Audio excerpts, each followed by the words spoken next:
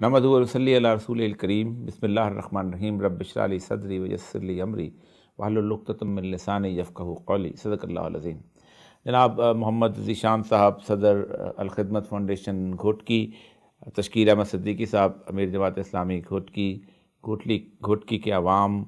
और बिलखुसूस हिंदू बरादरी जो कि घोटकी में मुक़ीम हैं, मैं सबसे पहले तो इंतहाई माज़रत, मैं आना चाहता था और बहुत अरसे से वादा था, लेकिन अब मेरे चेहरे के ज़ख्मों से भी आपको अंदाज़ा हो गया होगा कि मैं एक दिन पहले ही बहुत शदीद किस्म की, जिसे कहते हैं कि एक चोट का शिकार हुआ हूँ, जिससे मेरी जिस्म के बहुत सारे आज़ा हैं मुतासर हुए हैं और वो मैं जिसे कहते हैं कि सफ़र कर नहीं पा सकता, वरना मैं ज़रूर हाज़िर ख़िदमत हो जाता। मसला सारा जो है, जो आपसे मोहब्बत का और लोगों से ताल्लुक़ का, वो और ख़ुसूसन अल-ख़िदमत से ताल्लुक़ का, वो अब इतना गहरा होता चला जा रहा है कि यूँ लगता है कि शायद अगर ज़िंदगी में कोई एक ऐसा काम कर रहा हूँ जिसकी आखिरत के यहाँ अल्लाह तबारक व तआला के पास पज़ीराई होगी और शायद मेरी कुछ बख्शिश का ज़रिया होगा, तो यही है कि मैं इन लोगों के साथ दर बदर जगह जगह जहाँ कहीं ये चाहते हैं मैं जाता हूँ और उनके लिए, उनके जो ख़ुसूसन कफ़ालत यतीम का प्रोग्राम है या और दूसरे प्रोग्राम है, उनके लिए लोगों को से भीख मांगता हूँ कि लोग इस मसले में उनका साथ दें। ज़ात गिरामी, जहाँ तक तो कफ़ालत यतीम का ताल्लुक़ है, ये इस हद तक कमाल की चीज़ है,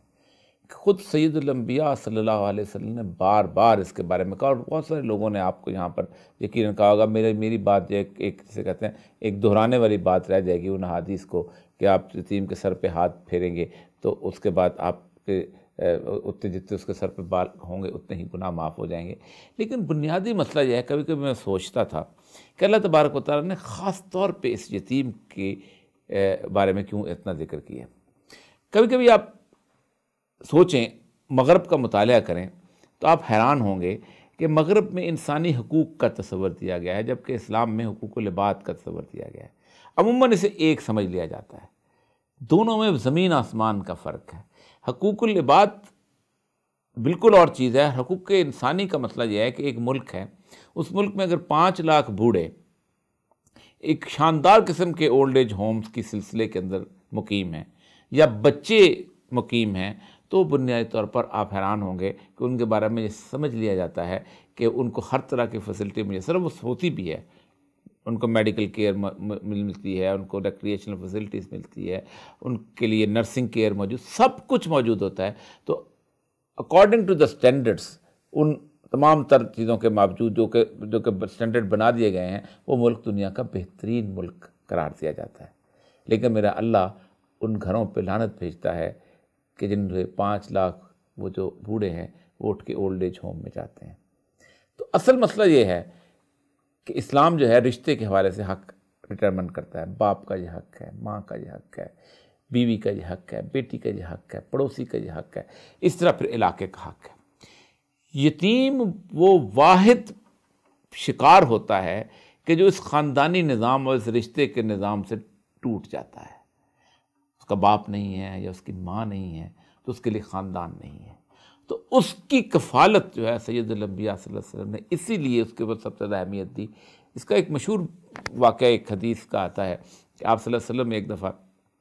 एक मजलिस में बैठे थे मस्जिद नबी में, तो अचानक एक परेशान हाल आदमी आया और उसने आके आप सल्लल्लाहु अलैहि वसल्लम से कहा कि मेरा बेटा जो है 3-4 दिन से गायब है, अब मुझे नहीं मिल रहा, तो दुआ कीजिए कि वो मुझे मिल जाए। इतने में एक और आदमी बैठा हुआ था वहीं पर, उसने कहा मैं इसके बेटे को पहचानता हूँ, ये फ़लाँ बाग में मैंने उसे देखा है, वो बच्चों के साथ खेल रहा था।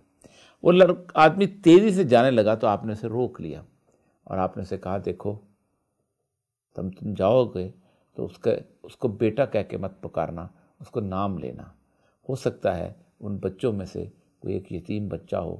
कि जो इस लफ्ज़ से आशना ही ना हो या तरसा हुआ हो।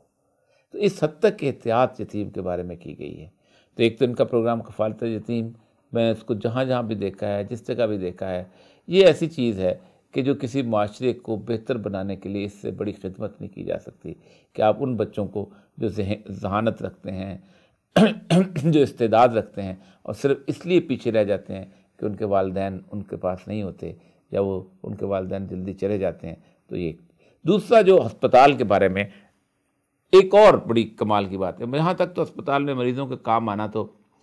واقعی بہت بڑی خدمت، پوری دنیا اس کو مانتی ہے مریضوں کے بارے، لیکن مریض کے بارے میں سب سے اہم ترین چیز رسول اللہ علیہ وسلم نے کہ کوئی شخص جو کہ مریض کی عیادت کرنے جاتا ہے، جتنی دیر وہ جا رہا ہوتا ہے وہ جنت کی راہ گزار میں جا رہا ہوتا ہے، اور جتنی دیر وہ مریض کے پاس بیٹھا ہوتا ہے وہ جنت میں بیٹھا ہوتا ہے۔ تو ہمارے ایک بزرگ کہا کرتے تھے کہ اللہ تبارک تعالیٰ نے جنت کے بارے میں یہ فرمایا ہے کہ جنت کے اندر جو دعا بھی مانگی جائے گی وہ قبول ہو جائے گی۔ اس کا مطلب یہ ہے کہ اگر آپ کسی مریض کی عیادت کر رہے ہیں اور اس دوران اللہ سے مانگیں گے تو آپ تو جنت میں بیٹھے ہوئے ہیں، تو آپ کی تو دعا قبول ہوگی۔ تو یہ راستہ تو دعاؤں کو قبول کروانے کا راستہ ہے اور اللہ تعالیٰ کی رحمت کی بارشیں حاصل کرنے کا راستہ ہے۔ وآخر دعوانا الحمدللہ۔